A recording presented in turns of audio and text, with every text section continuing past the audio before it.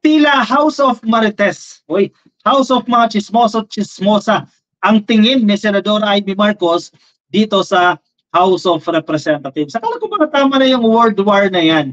Ayaw din tumigil nito ni Senador Amy Marcos. Siyempre, gagantihan na naman siya ng Congress dito. Hindi na natapos itong gulo na ito, Ka-Coffee.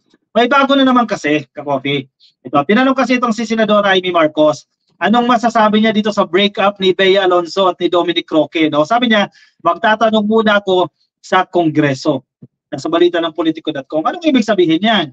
Kasi chismis ito, Ka-Coffee, di ba? Supposedly, wala naman pakialam dapat ang mga opisyalis ng gobyerno dito sa chismis na hiwalayang Bea Alonzo at Dominic Roque. So, ang ibig sabihin dito ni Senador Amy Marcos, kailangan niya ng source. At dahil chismis ito, ang nakita niyang source ay ang Kongreso.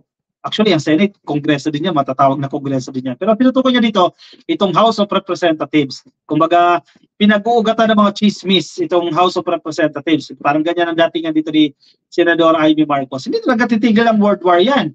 Ayaw din mag-giveaway ni Senadora Pabalikan na naman siya dyan ng mga kongresista. Kasi kung matatandaan ninyo, tila nagiging sunod-sunod din itong pag-aanungkat sa pag-slash ni Amy Marcos ng pondo ng DSWD, no? Lalo na po yung mga four-piece beneficiaries na hindi nakatanggap, in-slashan pala yan ng pondo ng Senadora.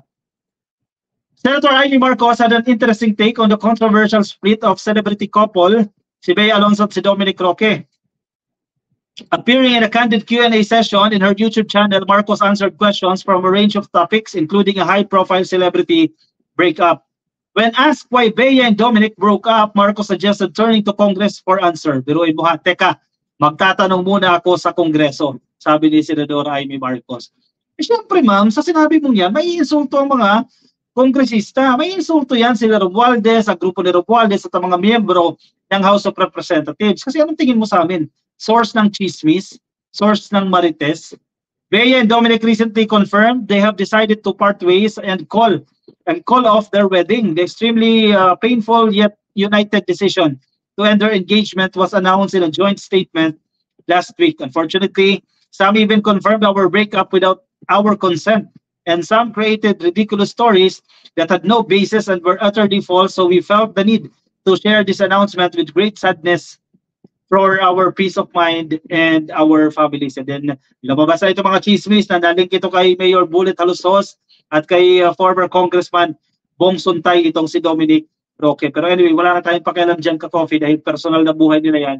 Ang pinupunto natin dito, bakit kasing ayaw tumigil pa ni Senador Amy Marcos at may birada na naman siya dito sa House of Representatives. Nakasakit na naman siya ng emosyon dyan Walang mangyayari dyan.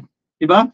Hindi matatapos yung alitan na yan, yung World War na yan sa pagitan ng Senado at ng House of Representatives. Sino ang kawawa na naman dito? Ang taong bayan na naman ang kawawa dito.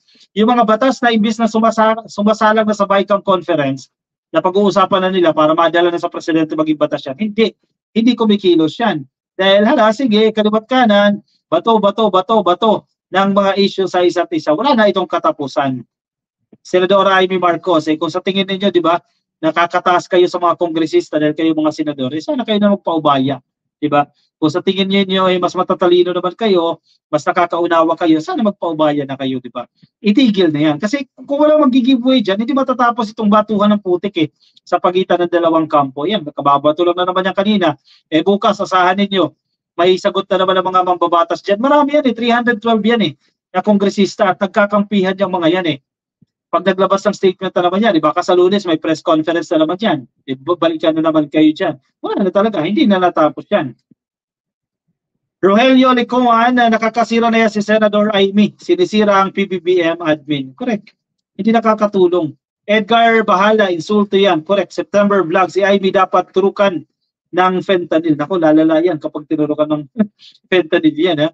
Victor Vicencio, pagsisiya ni Super Ate ang mga ginagawa niya. Malalaman natin yan Ka-Coffee sa 2025. Kapag hindi siya nakakuha ng enough na boto para makapasok sa Magic 12, iiyak yan. Masakit yan sa damdamin ni Amy Marcos. Lalo kung hindi siya suportahan ng kanyang kapatid. Diba? Pag naglabas na ng lineup itong partido ni PBBM, once may nilabas na silang lineup at wala dyan si Senador Amy Marcos, abay baka umiyak Ka-Coffee. Hindi niya makakuha ng sapat na boto, no? Gina Dels Hakalne, layo pala ugali ni IB kay PBBM at Irene. Sayang talaga. Oo, napakalayo ka, Coffee. Bagamat hindi natin kilala ito personally, no, pero sa nakikinita natin, malaking-malaki ang diferensya ng kanilang ugali. Si PBBM, di mo makikita ng ganyang attitude eh.